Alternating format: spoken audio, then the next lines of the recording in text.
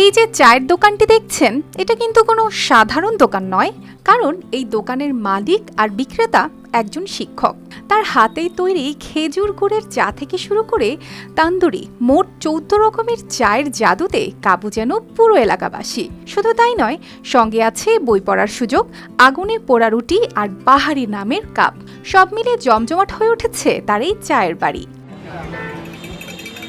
পাবনার ঈশ্বরদীর পাকশি ইপিজেড গেটের পাশেই এই দোকানটি খুলেছেন স্থানীয় শিক্ষক সোহাগ হোসেন। শিক্ষকতা করলেও তার মনে ছিল একদিন নিজের ব্যবসা দাঁড় করানোর স্বপ্ন। সেই স্বপ্নকেই বাস্তবে রূপ দিলেন চায়ের দোকান দিয়ে। এখানে যারা আসেন তারা শুধু এক কাপ চা পান করেই চলে যান না, বরং প্রতিটি কাপে পান করেন নতুন এক অভিজ্ঞতা।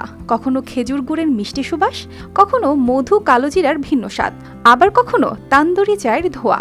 মালাই চা থেকে শুরু করে পুদিনা চা, তালিকা যেন শেষই হয় না।